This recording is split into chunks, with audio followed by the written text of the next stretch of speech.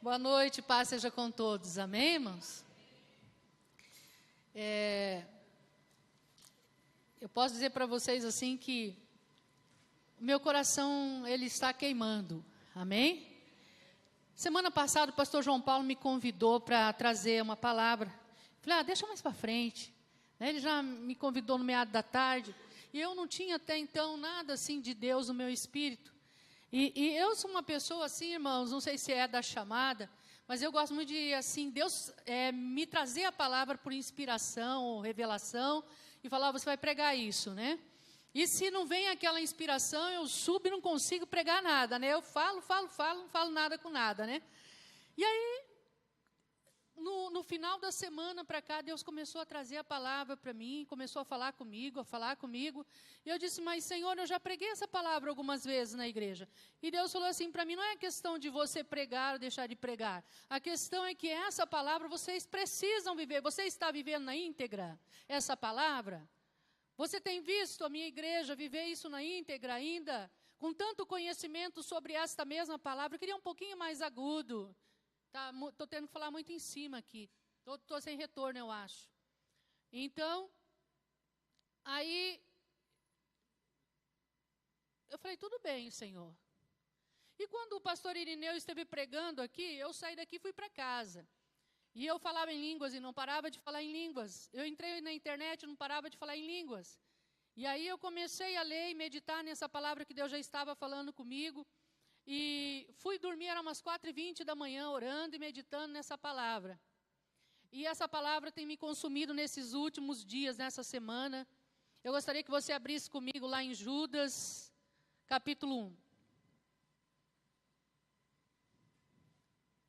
Essa palavra, irmãos, já há alguns anos Deus tem falado comigo, desde mais ou menos 96, 97.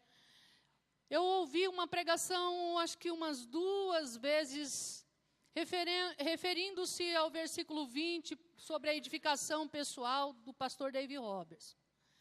Mas eu só pude ter entendimento dessa palavra, que eu vou trazer hoje, né? E não foi do pastor David Roberts que eu tive a revelação dessa palavra, desse livro, né? Do versículo 20, sim.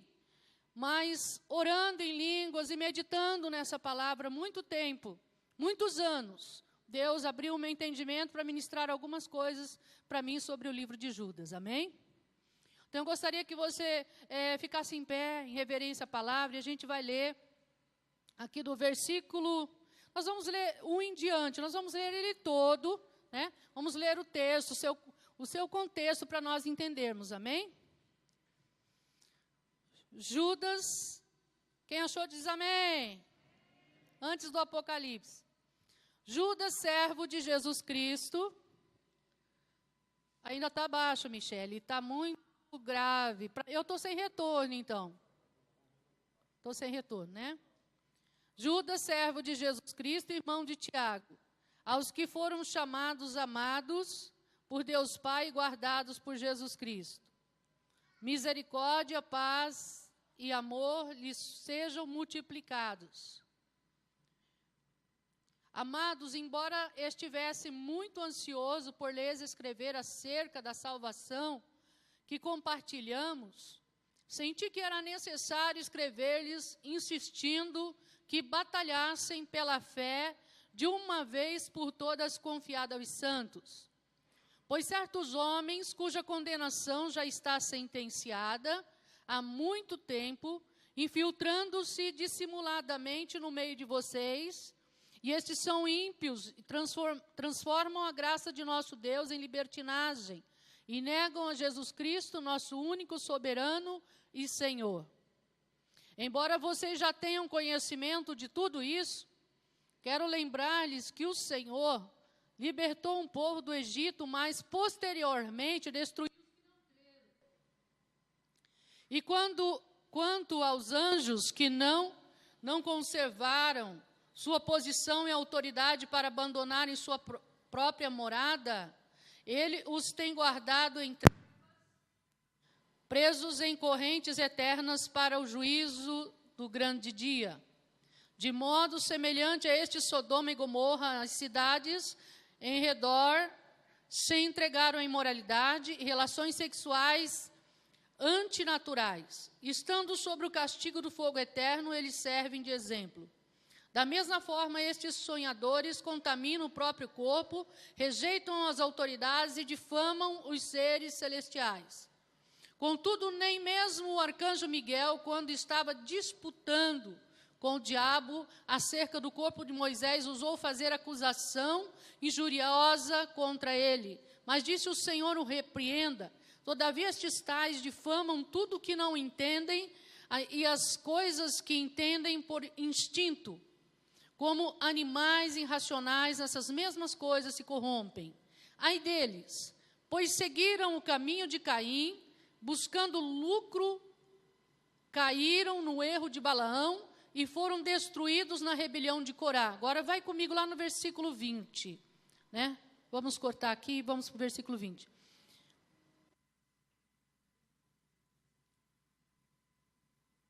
Edifiquem-se, do versículo 19 ao 20 em diante.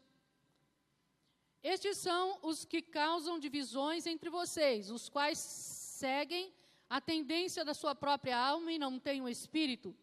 Edifiquem-se, porém, amados, na santíssima fé que vocês têm, orando no Espírito Santo. Mantenham-se no amor de Deus, enquanto esperam que a misericórdia de nosso Senhor Jesus Cristo os leve para a vida eterna. E tenham compaixão daqueles que duvidam e aos outros salvem, arrebatando-os do fogo, e a outros ainda mostrem misericórdia com temor, odiando até a roupa contaminada pela carne. Versículo 20 novamente. Edifiquem-se, porém, amados, na santíssima fé que vocês têm, orando no Espírito Santo. Amém? Pai, eu quero nessa noite me entregar nas tuas mãos para que tu possas estar falando conosco, Senhor. Venha com sua unção, com seu poder nessa noite e nos leve para tudo aquilo que o Senhor quer para as nossas vidas. Senhor, tudo aquilo que nós precisamos viver, tudo aquilo que nós precisamos praticar, ainda, Senhor, da sua palavra, que nós possamos permanecer não só até o mês de, Pai, setembro, mas permaneçamos não só até o ano de 2013, mas permaneçamos sempre, Senhor, nessa prática e nessa vida, Senhor. Nos mantenha, Pai, no seu amor sempre conservados, nos livre de todos os enganos, todas as heresias, nos livre, meu Deus e meu Pai, de todo e qualquer tipo de contaminação, e nos mantenha santos, puros, imaculados, livres de toda queda, conservados no teu amor, no nome de Jesus, que nós possamos usar de todos os recursos, tudo aquilo que o Senhor colocou nas nossas mãos, todas as práticas espirituais, como a tua palavra, a oração, Senhor, a adoração, para que nós possamos permanecer cada dia, Senhor, firmes no teu amor e nós possamos, ó Deus, desfrutar da sua maravilhosa graça. Nós te adoramos, te louvamos e te bendizemos. Colocamos cativo agora, no nome de Jesus, todo o pensamento e ordenamos que todos os sofismas, fortalezas, todas as muralhas caiam por terra no nome de Jesus, no nome poderoso de Jesus. Amém. Podeis assentar.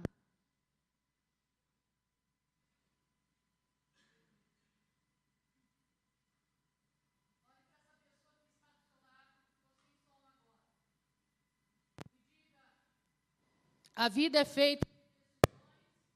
A vida é feita.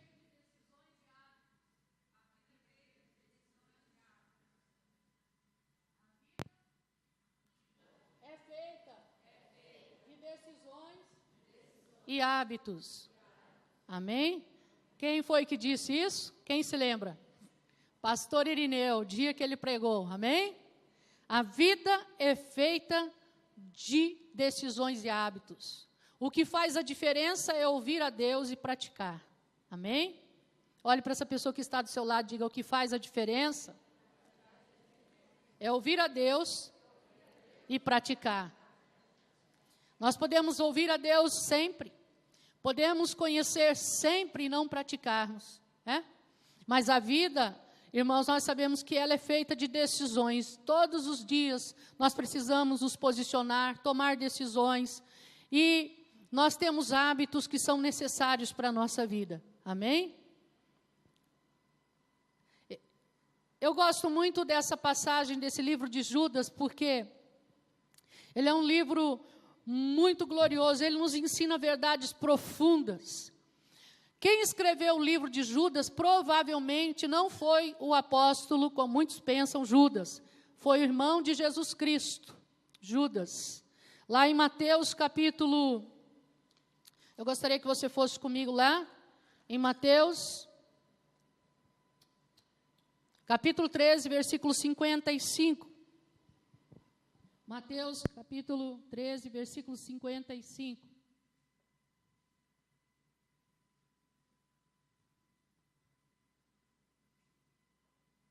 Quem achou, diga amém. E não é este o filho do carpinteiro? O nome de sua mãe não é Maria, e não os seus irmãos Tiago, José, Simão e Judas? Até aí. Então, o apóstolo Judas, ele era filho de Tiago, um outro Tiago. E o autor do livro de Judas provavelmente tenha sido esse irmão de Jesus, que nem se achou digno de falar que era irmão de Jesus, mas servo de Jesus, como Paulo escreve, dizendo, sou servo de Jesus Cristo. Amém? E ele também não se intitula como apóstolo. E não era comum também, quando se ia escrever uma carta e falar que era irmão de fulano, mas sim é filho de ciclano, bem dentro, ou de fulano. Isso é cultura judaica. Mas ele não se intitula como apóstolo, ele não se intitula como filho de Tiago, que era, no caso, Judas, lá em Lucas capítulo 16, o apóstolo Judas, ele era filho de Tiago, esse era irmão de Tiago. E nós vemos aqui em Mateus 13:55, que Judas, esse Judas aqui, que escreve esse livro para nós maravilhoso, essa carta maravilhosa, ele se intitula como irmão de Tiago. Também não é o Tiago, irmão de João, que morreu lá decapitado. É o Tiago, irmão de Jesus, que dirigia a igreja, que ele governou a igreja, ele foi dirigente da igreja em Jerusalém, muito tempo, governou ali a igreja. Ele provavelmente, tanto ele como Tiago, eles não usavam esse termo irmão de Jesus Cristo. Porque diz os comentaristas bíblicos, principalmente o comentarista bíblico da Bíblia Thompson e da Bíblia Pentecostal, que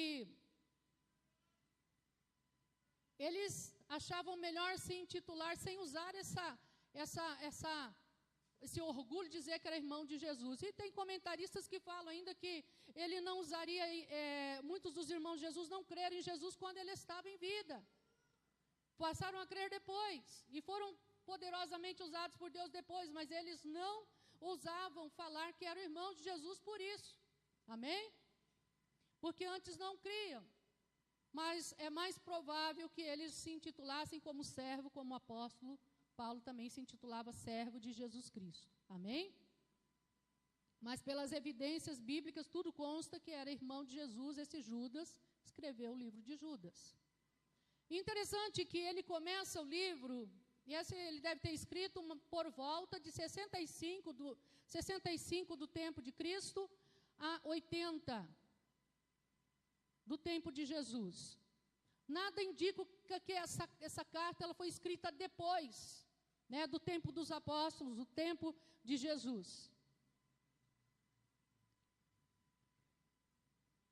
Então, essa carta de Judas também, ela é endereçada a destinatários. Os destinatários dessa carta são os cristãos, ela é um tanto genérica. Pode ser para os cristãos judeus, como os cristãos que se converteram depois das muitas nações. E, enfim, pode ter sido escrita para ambos os cristãos, tanto os judeus como os outros que se converteram depois, os que eram pagãos e se converteram a Jesus Cristo.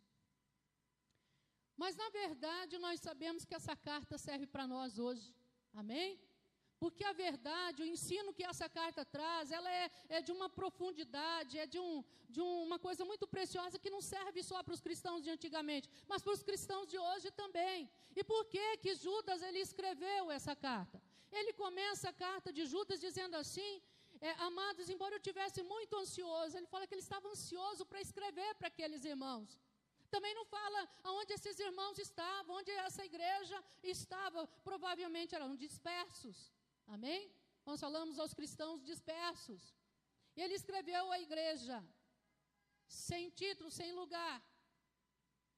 E ele diz: amados, se eu estivesse muito ansioso por lhe escrever acerca da salvação que compartilhamos, senti que era necessário escrever-lhes, insistindo que batalhassem pela fé que de uma vez por todas foi deixada aos santos. Entregada. Queridos, eu tenho por mim, os comentaristas bíblicos, eles falam que Judas queria escrever sobre a salvação, depois ele mudou de ideia, que ele escreveu, sentiu a necessidade de falar da fé. Mas quando eu comecei a ler e reler por muitos anos o livro de Judas, eu entendi que o propósito do coração de Judas era realmente falar sobre a salvação. Amém? O que estava no coração de Judas realmente era com que os crentes naquela época eles fossem conservados no amor de Deus. Eles permanecessem firmes no amor de Deus. E ele disse: eu tinha um desejo muito grande de falar, eu estava ansioso para escrever sobre a salvação que compartilhamos. Senti que era necessário escrever-vos, insistindo que batalhasse pela fé. Seria alguma relação a fé com a salvação, queridos? Quantos acham que existe alguma relação da fé com a salvação? Levante a mão. Existe toda a relação. A Bíblia diz que nós somos salvos somos salvos pela graça mediante a fé. Amém? Então nós somos salvos pela fé. Essa palavra salvação, ela tem a sua origem no grego soteria, que quer dizer cura, libertação, segurança, preservação, conservação. E a palavra original grega sozo, que também tem um sentido no hebraico de uma obra completa de redenção. Essa palavra sozo, essa palavra grega, ela quer dizer uma obra completa, tanto cura, libertação, conservação, perdão de pecado, vida eterna, tudo isso. Essa palavra conservação, ela compreende, salvação compreende tudo isso. Judas, ele queria falar sobre isso. Já bem, irmão, quando você vai mandar uma carta para alguém, é provável que você já tenha algo em mente, não é verdade? Você não senta para escrever para alguém por escrever. É ou não é? Eu não acredito que um homem de Deus escreveu uma carta para a igreja sem ter realmente algo já em mente. Mas quando ele vai escrever sobre a salvação, Deus começa a direcionar ele para falar sobre a fé que está ligada à salvação. Por quê? Alguns mestres, falsos mestres, haviam se introduzido dentro da igreja. Esses mestres, eles eram gnósticos. Ainda não existia o gnosticismo naquela época. Eram precursores do gnosticismo que começou a operar mesmo, a desenvolver no século II.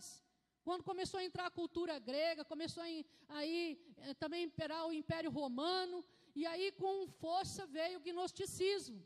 Mas que quer dizer conhecimento? Não é um conhecimento com razão científica, mas é um conhecimento transcendental interior do homem, onde o homem busca muitas soluções, né, para os sofrimentos dessa vida, não aceita os sofrimentos como natural, e uma série de coisas, né? E o gnosticismo é uma mistura de filosofia com religiões, e está introduzido, inclusive, dentro do cristianismo.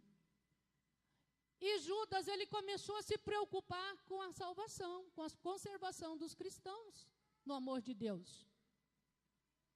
Porque com a introdução desses falsos mestres dentro da igreja, muitos iam pegar doutrinas heréticas, e muitos não só iam pegar doutrinas heréticas, como iam se desviar da verdade de Deus. Então eles se deixariam, outros abandonariam a sua fé ao ver o exemplo desses falsos mestres dentro da igreja. Eles abandonariam a sua vida em Deus e se apostatariam, se desviariam, deixariam de ser conservados no amor de Deus, no sentido literal de permanecer firme na sua salvação e herdar a vida eterna. A salvação dos crentes estava em jogo. E hoje não é diferente, irmãos. Tudo indica nessa carta, diz os comentaristas bíblicos, que Judas ele escrevia não em si para aquela igreja, porque ela estava firmada na vida de Deus. Aquela igreja ainda não vivia os conceitos fortes do gnosticismo, mas que já prevendo esse desenvolvimento gnóstico forte dentro da igreja, Judas escreve essa carta, para que os irmãos não viessem a ser contaminados por tal apostasia e desvio da sã doutrina. Queridos, o apóstolo Paulo fala que nesses dias, nos últimos dias, nós não viveríamos a sã doutrina. Eu tenho uma preocupação muito grande, não como talvez a de Judas, porque ele buscou em Deus um lugar para trazer uma solução para isso, para a igreja, e a igreja futura, não só daquela época, mas principalmente a futura. E ele achou uma saída para que eles não se contaminassem, não se corrompessem, não se desviassem, não se apostatassem da sã doutrina. Irmãos, a sã doutrina da palavra de Deus, a igreja foi estabelecida por Jesus, os fundamentos foram lançados pelos apóstolos, a doutrina, tudo que deveria ser seguido, a palavra de Deus está aqui. Isso aqui não muda. Olha para essa pessoa que está do seu lado e diga isso aqui, a palavra de Deus não muda. Os céus e a terra passarão, disse Jesus, mas as minhas palavras não hão de passar. Tem gente que fala, mas a Bíblia não é a palavra de Deus, ela contém a palavra de Deus. Glória a Deus, ela contém a palavra de Deus e a palavra de Deus deve ser vivida. Amém? A palavra de Deus deve ser vivida na íntegra. Tudo que sair daqui não deve ser observado. O apóstolo Paulo fala que ainda que um anjo dos céus venha e pregue outro evangelho que não seja esse, que seja anátema. Estamos vivendo em dias de apostasia, dias em que os homens querem conhecer soluções para os problemas da vida. Os homens querem trazer muitas soluções, conceitos filosóficos para dentro da igreja. Eu não sou nada contra conceitos filosóficos, desde que eles realmente tenham fundamentos vindo dentro da Bíblia, tenham bases bíblicas. Eu acho que todo homem tem direito de pensar, todo homem tem direito de ter os seus pensamentos, de analisar a vida, mas nós estamos vivendo um tempo de psicologia dentro da igreja, de autoajuda dentro da igreja, nós estamos vivendo dentro da igreja muitas coisas que eu acho necessário para realmente, irmãos, se a pessoa ela não se encontrou ainda em Deus, se ela não realmente tem uma fé firme em Deus, ou se no momento de fraqueza da sua fé, ela precisa de uma ajuda de psicólogo, precisar de uma ajuda com o psiquiatra, com o médico, que vá, mas irmãos, não seja fundamento da igreja isto, amém? O fundamento da igreja é Jesus, é a fé, é a solução por meio dos benefícios da cruz, amém? E essa era uma preocupação de Judas, mas não só isso, ele disse que aqueles falsos mestres, eles se introduziram dentro da igreja, e eles lideravam dentro da igreja, e eles tinham uma vida que não condizia com a verdade, eles convertiam a graça de Deus em libertinagem. O que isso quer dizer? Quando uma pessoa começa a achar que a graça de Deus, ela cobre os seus pecados, e então ela pode viver na prática do pecado. Porque Deus vai perdoar sempre. Então ela pode viver na graça, na prática do pecado. Pode viver de qualquer jeito, porque a graça cobre sempre. Deus vai perdoar sempre. O que o apóstolo Paulo disse? Por causa da graça nós vamos viver agora no pecado? De maneira nenhuma. Amém? Eu gostaria que você fosse comigo lá em Romanos.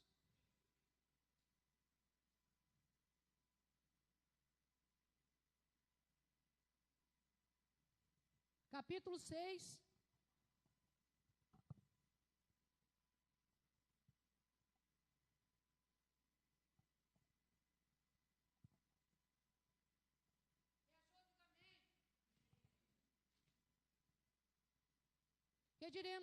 continuaremos pecando para que a graça aumente? De maneira nenhuma. Nós, o que morremos para o pecado, como poderemos continuar vivendo nele? Ou vocês não sabem que todos nós que fomos batizados em Cristo Jesus, fomos batizados em sua morte?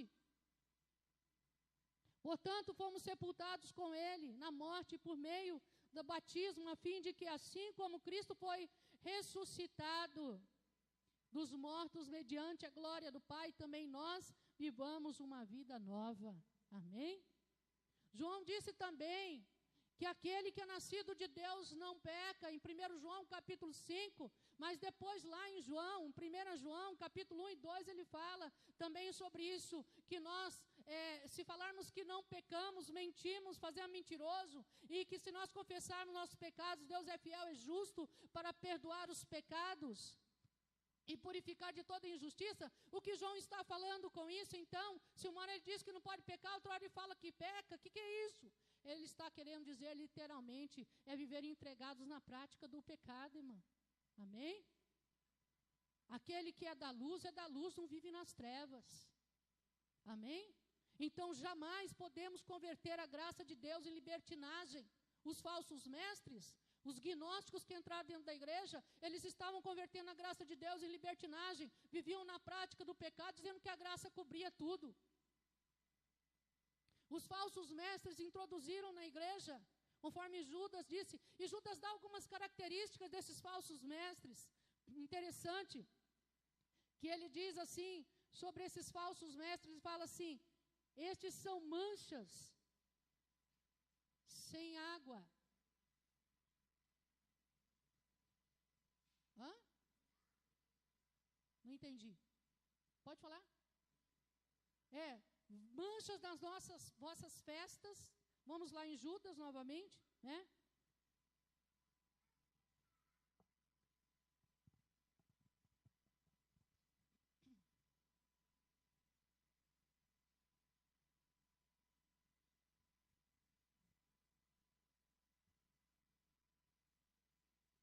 Versículo 12, esses homens são rochas submersas, mas nas festas de fraternidade que vocês fazem, comendo com vocês de maneira desonrosa, são pastores que só cuidam de si mesmos, são nuvens sem água, impelidas pelo vento, árvores do outono, sem frutos, suas 2 vezes mortas, arrancadas pela raiz, são ondas bravias do mar, espumando seus próprios atos vergonhosos, estrelas errantes, para as quais estes são reservados para sempre. Estes homens praticavam pecados tais como de Sodoma e Gomorra, mas não eram, irmãos, uma queda, não era um pecado, era uma prática de pecado, dizendo que a graça de Deus cobria.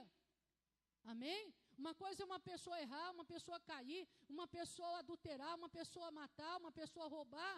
Outra coisa é a pessoa viver nessas práticas, e ela se arrepender, confessar e sair do seu pecado.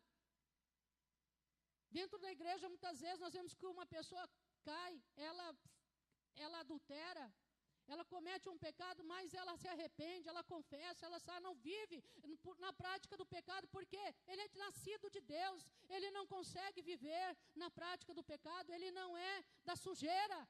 Amém? Mas esses falsos mestres, eles viviam na prática do pecado. Eles eram pessoas que se introduziam dentro da igreja com esses tipos de doutrinas e ensinos, mas não era só isso, eles tinham características. Judas diz assim, estes homens são aqui no versículo aí deles, pois seguiram o caminho de Caim, buscando lucro, caíram no erro de Balaão e foram destruídos na rebelião de Corá.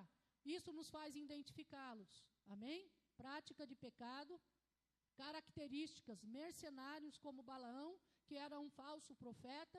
Ele era natural da Mesopotâmia, Babilônia, filho de Peor.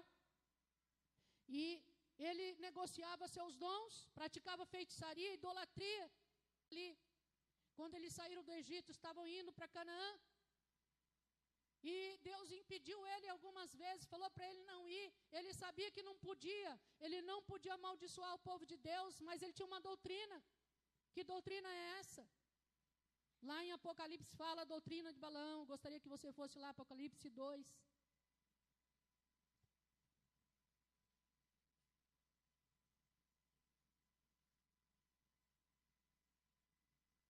achou, diga amém. Deixa eu olhar aqui nas minhas anotações que eu acho mais rápido.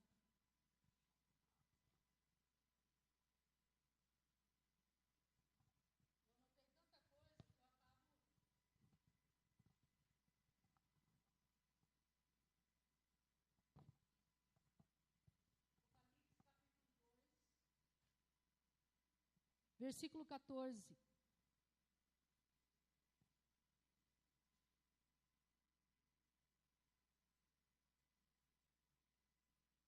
No entanto, tenho contra você alguma coisa. Você tem as pessoas que se apegam aos ensinos de Balaão, que ensinou Balaque a armar ciladas contra israelitas, induzindo-os a comer alimentos sacrificados aos ídolos e praticar imoralidade sexual. Então, qual era a doutrina de Balaão? Já que ele não podia amaldiçoar o povo que era abençoado, ele tinha uma doutrina, ensinar a corromper o povo. Esses falsos mestres negociam com seus dons. Ele acabou recebendo dinheiro de Balaque, já que ele não pôde amaldiçoar, para amaldiçoar o povo de Deus, que Deus deixava, então ele ensinou a Balaque a corromper o povo, para que a bênção de Deus saísse. Porque ele queria dinheiro, o rei Balaque ofereceu dinheiro para ele. Tem gente que negocia com seus dons. Esses falsos mestres são assim. São mercenários, estão muitas vezes no ministério por dinheiro, induzindo para o erro, para o mal. Eles são como Balaão, são como Corá, que não respeita as dignidades e autoridades. Irmãos, tem uma doutrina dentro da igreja que tem me preocupado muito nesses últimos tempos.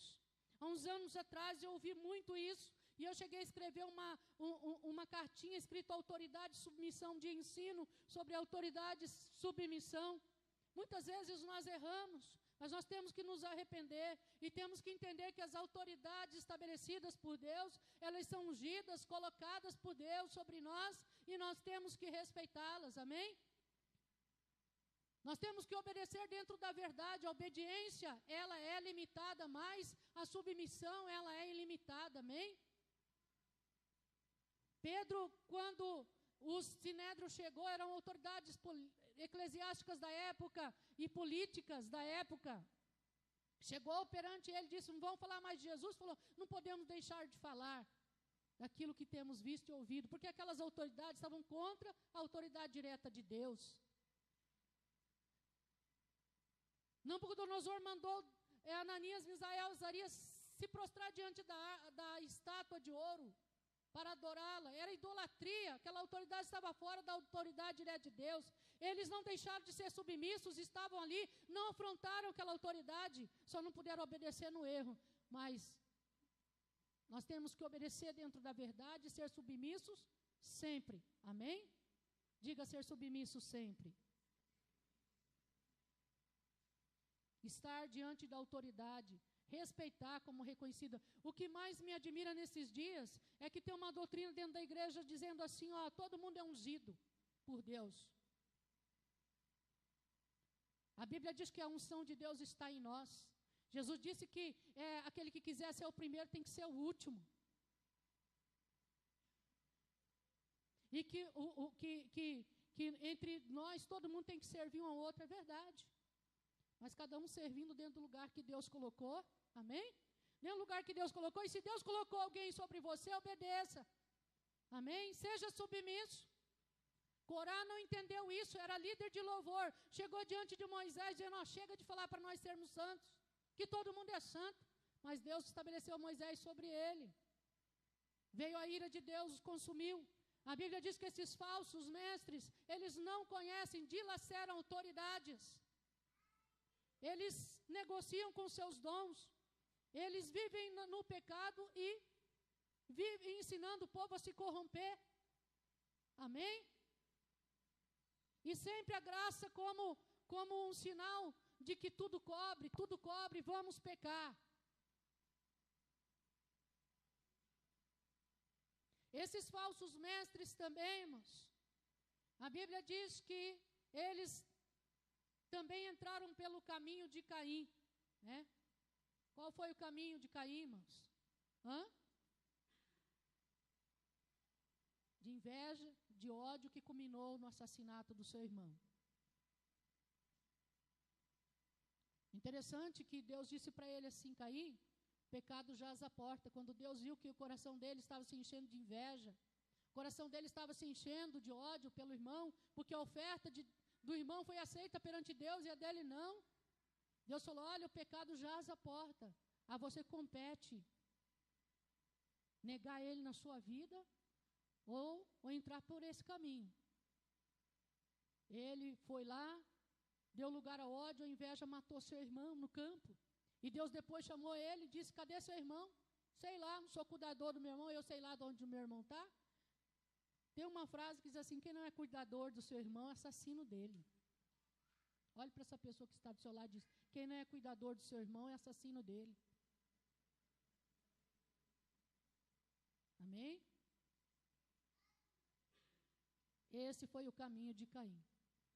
E, irmãos, essas coisas, na verdade, essas práticas gnósticas têm se introduzido dentro da igreja.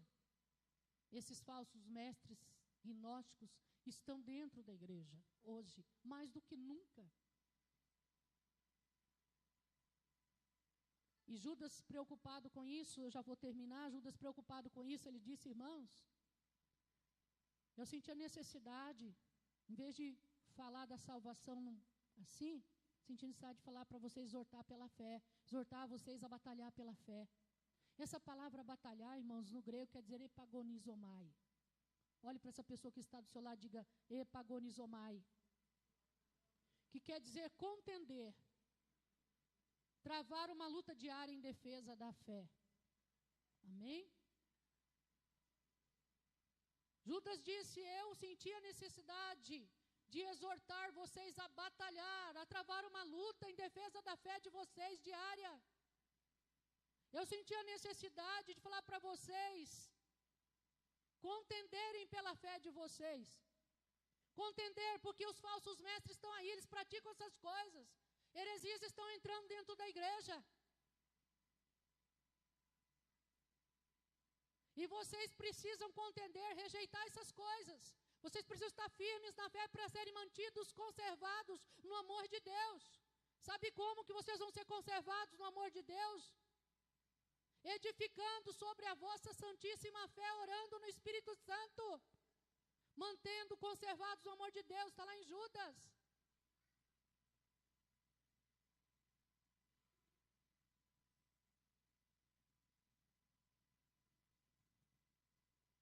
Irmãos, a fé foi entregue aos santos de uma vez por todas. Disse: a batalhar pela fé que foi entregue aos santos uma vez por todas. Quem são os santos? Os lavados e redimidos pelo sangue do Cordeiro. Não são os canonizados pelas mãos dos homens. Somos nós lavados, redimidos pelas mãos, pelo sangue do Cordeiro. Justificados por Jesus, santificados nele, separados do mundo, do pecado, para viver para ele. Amém? A fé da salvação, a fé salvífica foi entregada de uma vez por todas. E nós precisamos travar uma luta diária para manter esta fé. Nós precisamos travar uma luta diária para manter esta fé, ir contra todas essas coisas ruins que têm entrado, que podem enfraquecer a nossa fé, todas as perseguições, qualquer coisa que possa vir contra a nossa vida, heresias dentro da igreja. Nós temos que ter uma base dentro da palavra, nós temos que ter uma base espiritual, uma estrutura, uma força, uma fé firme em Deus, na sã doutrina, para nós permanecermos firmes, conservados neste amor. A fé não vai ser te dada mais. Ela já foi te dada quando você aceitou Jesus. Quando você aceitou Jesus pela primeira vez, você entregou seu coração e a única vez, ali você nasceu de novo, o seu espírito que estava morto para Deus passou a ter vida e foi te entregada a fé da salvação. Essa fé que faz com que você apague todos os dados inflamados do maligno, com que você vença o mundo, você vença essas heresias, você se mantenha firme no amor de Deus, que você seja curado, seja liberto. A fé da salvação te foi dada. Que você se mantenha em segurança nos caminhos de Deus. Diga: a fé já me foi dada.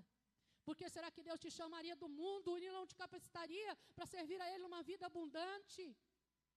firme nos caminhos dele, sabendo tantos perigos que adentrariam dentro da igreja, o que poderia acontecer, as perseguições que você poderia sofrer, as ofertas que o diabo poderia fazer para a sua vida, para a minha, para a nossa. Ele nos capacitaria, Ele nos deu a fé. Mas nós temos que fazer algo em relação a essa fé, não é só a graça, irmãos. Pastor João Paulo disse aqui, olha, para mim ter uma vida no Espírito não é na minha força humana, é na presença de Deus. Assim também para a nossa fé se desenvolver é na presença de Deus. Amém? Essa fé foi entregada como um grãozinho, ela precisa ser desenvolvida, precisa ser mantida, ela precisa ser forte. E ela está lá no meu espírito, no seu espírito, no nosso espírito. Mas se nós não fizermos nada, não nos habituarmos a contender pela nossa fé, a batalhar por ela diariamente, nós vamos ser crentes raquíticos, que vão correr para psicólogos, vão correr para psiquiatras, para médicos todos os dias. Crentes raquíticos que vê uma falsa heresia, entra e nos leva embaixo dela, e nos leva para fora da verdadeira doutrina de Deus. Vem o mundo e nos oferece os seus manjares, nós vamos sair da presença de Deus. O diabo manda os seus dardos e nós vamos desfalecer, sair da presença de Deus. Não, irmão, nós temos tudo que nós precisamos para viver essa vida abundante.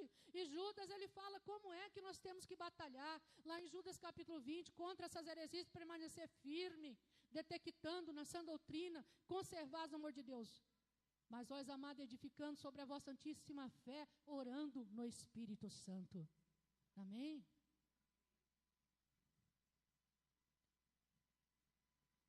Sobre permanecer firme sobre, mas vós, amados, edificando sobre a vossa santíssima fé, orando no Espírito Santo. Essa palavra edificar quer dizer carregar, como se carrega uma bateria. Essa palavra edificar quer dizer ser construído no seu espírito, fortalecido. Então, quando você ora no espírito, tudo que está lá no seu espírito vai sendo fortalecido, a fé, o amor, a paz, a alegria, os frutos do espírito, tudo que está lá no seu espírito vai sendo fortalecido, porque o seu espírito está sendo edificado, carregado, fortalecido. Amém? Olhe para essa pessoa que está do seu lado e diga, quando você é fortalecido no seu espírito, você é carregado, como se carrega uma bateria. Amém? Diga para essa pessoa que está do seu lado, através da oração em línguas, fortalecemos a área do nosso ser, que faz funcionar a nossa fé. Ou seja, edificamos o nosso espírito. Amém? O apóstolo Paulo, em 1 Coríntios 14, versículo 2 a 4, diz que o que ora em línguas edifica a si mesmo. Então, orar no Espírito, aqui, claro que nós podemos fazer uma oração inspirada pelo Espírito Santo, mas está se referindo à oração em línguas, por Paulo complementa lá em 1 Coríntios 14, 4, que quem ora em línguas edifica a si mesmo, é lógico. No Espírito Santo ele está falando em línguas aqui. Amém? Então, como é que você vai se manter conservado no amor de Deus? Orando em línguas. Porque você vai ser fortalecido no seu espírito, acerca da fé e da vida de Deus. E a vida de Deus que está lá também vai sair. Você vai conseguir andar no amor, desfrutar da paz, da bondade. Amém? Queridos, finalizando. Tinha tanta coisa para falar. Acho que esse livro de Judas, assim, o pastor João Paulo podia dar uma hora, assim, uma aula para nós sobre ele, né? É muito forte. Nós ficaríamos aqui meses, aqui, né, aprendendo só sobre o livro de Judas. Amém? Assim, eu tenho tanta coisa que eu anotei aqui, mas eu consegui falar um pouquinho. Mas eu estava olhando o significado da palavra 9. Hoje é o 9º dia, né? Que simboliza 9. 9, irmãos. É o último algarismo unitário, né? Caracterizando o fim de um ciclo. Mês de setembro, nós estaremos finalizando um ciclo. O interessante é que 9 quer dizer, também simboliza as bem-aventuranças. Existem 9 bem-aventuranças, 9 dons do Espírito. E existem 9 frutos do Espírito. E nós já aprendemos sobre tudo isso nesses dias. Interessante, né? E para nós liberarmos a vida de Deus e a nossa fé, nós precisamos orar no Espírito Santo. Nós chegamos em setembro, firmes e constantes, perseverantes na nossa fé. Amém? Olhe para essa pessoa que está do seu lado e diga assim: ao finalizar,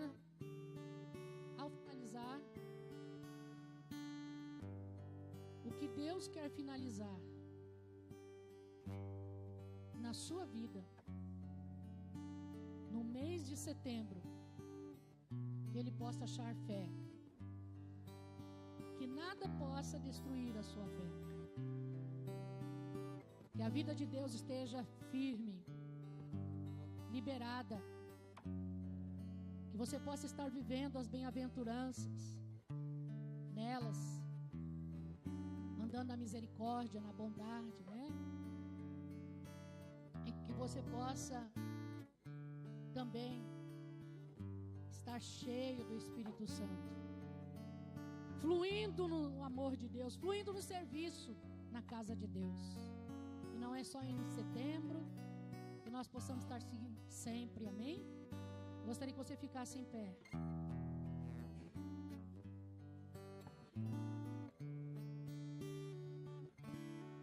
A maneira como Judas falou com aquela igreja, ele não tinha algo completo para falar sobre a salvação deles. Se ele não tivesse uma direção de como fazer com que eles permanecessem firmes na salvação que Jesus conquistou para eles na cruz. Então ele os exortou a batalhar pela fé. Hoje ele nos exorta a batalhar pela fé, todos os dias da nossa vida. Eu gostaria que você levantasse a sua mão bem alto. Tem uma canção, Sempre Orando no Espírito. Eu não sei, vocês conhecem ela? Sempre orando no Espírito. Não? Eu não lembro bem dela, então nós não vamos cantar. Mas que você possa sempre, a partir de hoje, fazer um propósito de estar sempre orando no Espírito, amém? Se você foi batizado com o Espírito Santo, querido, é porque Deus queria te dar um recurso, e esse recurso é muito importante para a sua fé e para a vida dele que está em você ser liberado, para que os dons dele fluam no poder da sua vida. Então pratique aquilo que Deus te deu. Se você não é batizado com o Espírito Santo, eu quero incentivar você a ser cheio do Espírito e ser batizado com o Espírito Santo. Eu não vou orar com você hoje para que você seja cheio, porque eu não tenho mais tempo. Mas eu sei que nesses dias, talvez, o pastor João Paulo, a pastora Joelma fale sobre oração em línguas, não sei, se Deus der para eles isso, e eles possam estar ministrando, orar no Espírito aqui, batismo com o Espírito Santo, falando sobre a importância do falar em línguas, com mais força. Mas eu quero incentivar você que já é cheio do Espírito Santo, você que já é batizado no Espírito Santo, e eu gostaria que você, nesse momento aí onde você está, você orasse um pouco em línguas. Você que é batizado com o Espírito Santo, você orasse um pouco em línguas.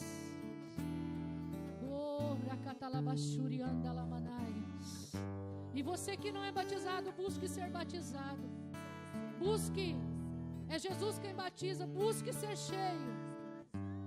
E contenda por sua fé todos os dias. Trave uma batalha em defesa dela para que ela seja firme e constante.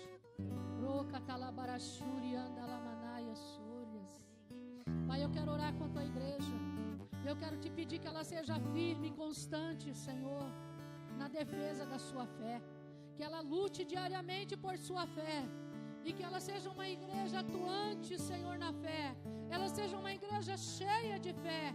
Ela seja uma igreja que nenhuma doutrina herética possa enganá-la. Senhor, possa arrastá-la para o pecado, Senhor, para o mundo. Eu te peço em nome de Jesus, libera a força desta palavra nesta noite.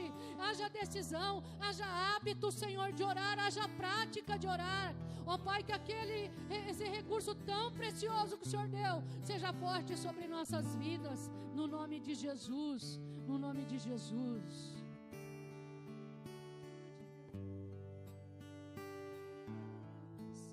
Glória a Deus, amém, igreja?